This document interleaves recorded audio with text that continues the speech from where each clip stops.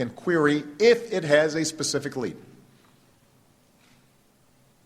A consolidation of phone records that the companies already retained for business purposes.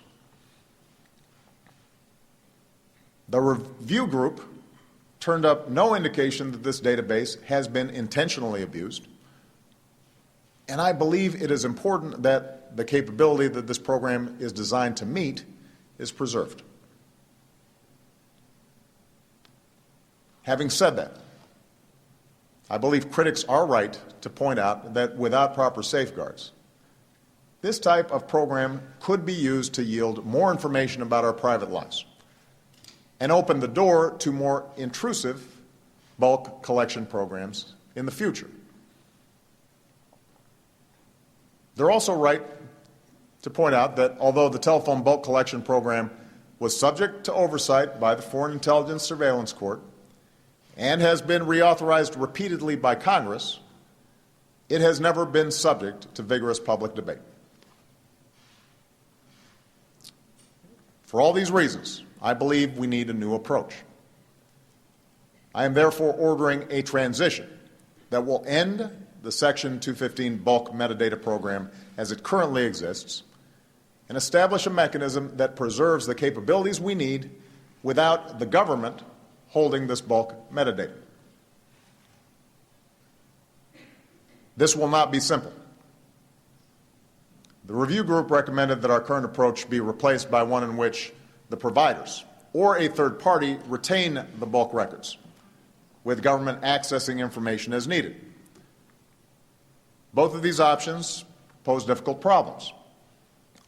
Relying solely on the records of multiple providers, for example, could require companies to alter their procedures in ways that raise new privacy concerns. On the other hand, any third party maintaining a single consolidated database would be carrying out what's essentially a government function, but with more expense, more legal ambiguity, potentially less accountability, all of which would have a doubtful impact on increasing public confidence that their privacy is being protected. During the review process, some suggested that we may also be able to preserve the capabilities we need through a combination of existing authorities, better information sharing, and recent technological advances. But more work needs to be done to determine exactly how this system might work. Because of the challenges involved, I've ordered that the transition away from the existing program will proceed in 2 steps.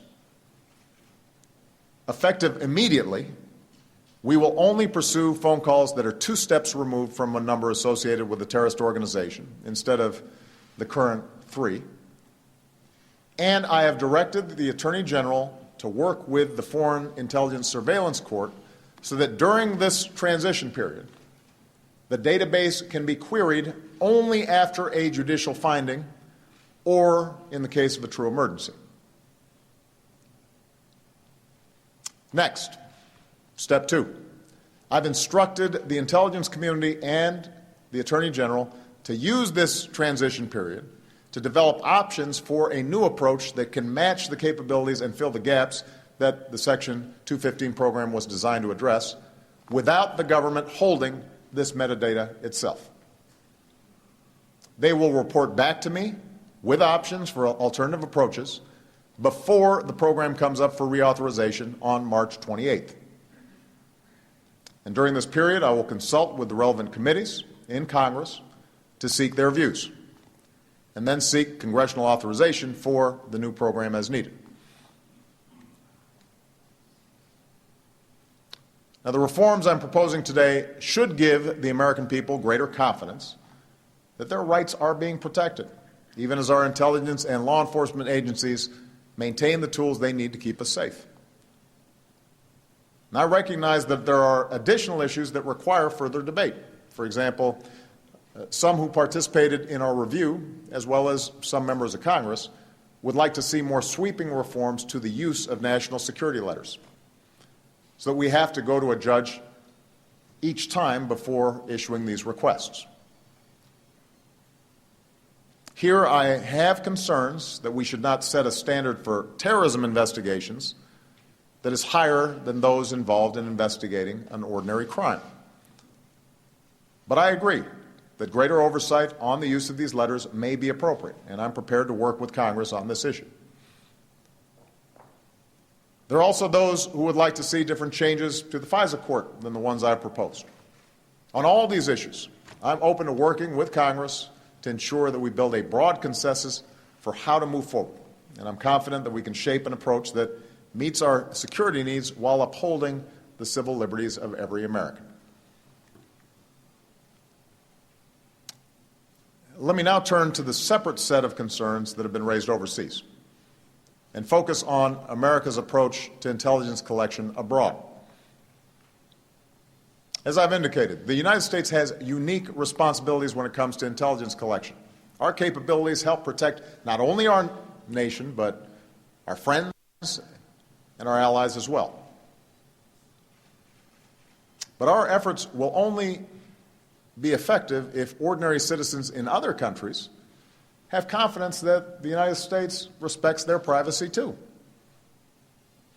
And the leaders of our close friends and allies deserve to know that if I want to know what they think about an issue, I'll pick up the phone and call them rather than turning to surveillance. In other words, just as we balance security and privacy at home, our global leadership demands that we balance our security requirements against our need to maintain the trust and cooperation among people and leaders around the world. For that reason, the new presidential directive that I've issued today will clearly prescribe what we do and do not do when it comes to our overseas surveillance. To begin with, the directive makes clear that the United States only uses signals intelligence for legitimate national security purposes and not for the purpose of indiscriminately reviewing the emails or phone calls of ordinary folks. I've also made it clear that the United States does not collect intelligence to suppress criticism or dissent, nor do we collect intelligence to disadvantage people on the basis of their ethnicity or race or gender or sexual orientation or religious beliefs. We do not collect intelligence to provide a competitive advantage to U.S. companies or U.S. commercial sectors. And in terms of our bulk collection of signals intelligence, U.S. intelligence agencies will only use such data to meet specific security requirements: counterintelligence, counterterrorism, counterproliferation, cybersecurity, force protection for our troops and our allies, and combating transnational crime, including sanctions evasion. In this directive, I have taken the unprecedented step of extending certain protections that we have for the American people to people overseas. I've directed the DNI, in consultation with the Attorney General, to develop these safeguards, which will limit the duration that we can hold personal information while also restricting the use of this information. The bottom line is that people around the world, regardless of their nationality, should know that the United States is not spying on ordinary people who don't threaten our national security, and that we take their privacy concerns into account in our policies and procedures. This applies to foreign leaders as well. Given the understandable attention that this issue has received, I've made clear to the intelligence community that unless there is a compelling national security purpose, we will not monitor the communications of heads of state and government of our close friends and allies. And I've instructed my national security team, as well as the intelligence community, to work with foreign counterparts to deepen our coordination and cooperation in ways that rebuild trust going forward. Now, let me be clear. Our intelligence agencies will continue to gather information about the intentions of governments, as opposed to ordinary citizens, around the world, in the same way that the intelligence services of every other nation does. We will not apologize simply because our services may be more effective. But heads of state and government with whom we work closely and on whose cooperation we depend should feel confident that we are treating them as real partners. and the changes I've ordered do just that. Finally, to make sure that we follow through on all these reforms, I'm making some important changes to how our government is organized. The State Department will designate a senior officer to coordinate our diplomacy on issues related to technology and signals intelligence.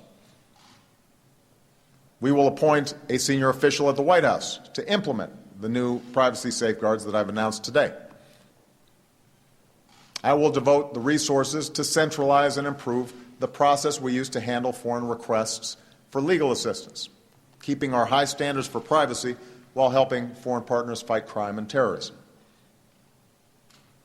I've also asked my counselor, John Podesta, to lead a comprehensive review of big data and privacy. And this group will consist of government officials who, along with the President's Council of Advisors on Science and Technology, will reach out to privacy experts, technologists, and business leaders and look how the challenges inherent in big data are being confronted by both the public and private sectors. Whether we can forge international norms on how to manage this data, and how we can continue to promote the free flow of information in ways that are consistent with both privacy and security. For ultimately, what's at stake in this debate goes far beyond a few months of headlines or passing tensions in our foreign policy. When you cut through the noise, what's really at stake is how we remain true to who we are in a world that is remaking itself at dizzying speed. Whether it's the ability of individuals to communicate ideas, to access information that would have once filled every great library in every country in the world, or to forge bonds with people on the other sides of the globe. Technology is remaking what is possible for individuals and for institutions and for the international order. So while the reforms that I've announced will point us in a new direction, I am mindful that more work will be needed in the future. One thing I'm certain of, this debate will make us stronger. And I also know that in this time of change, the United States of America will have to lead. It may seem sometimes that America is being held to a different standard. And I'll admit, the readiness of some to assume the worst motives by our government can be frustrating. No one expects China to have an open debate about their surveillance programs, or Russia to take privacy concerns of citizens in other places into account. But let's remember, we are held to a different standard precisely because we have been at the forefront of defending personal privacy and human dignity. As the nation that developed the Internet, the world expects us to ensure that the digital revolution works as a tool for individual empowerment, not government control. Having faced down the dangers of totalitarianism and fascism and communism, the world expects us to stand up for the principle that every person has the right to think and write and form relationships freely. Because individual freedom is the wellspring of human progress. Those values make us who we are. And because of the strength of our own democracy, we should not shy away from high expectations. For more than 2 centuries, our Constitution has weathered every type of change because we've been willing to defend it, and because we've been willing to question the actions that have been taken in its defense. Today is no different. I believe we can meet high expectations. Together, let us chart a way forward that secures the life of our nation while preserving the liberties that make our nation worth fighting for. Thank you. God bless you. May God bless the United States of America. Thank you.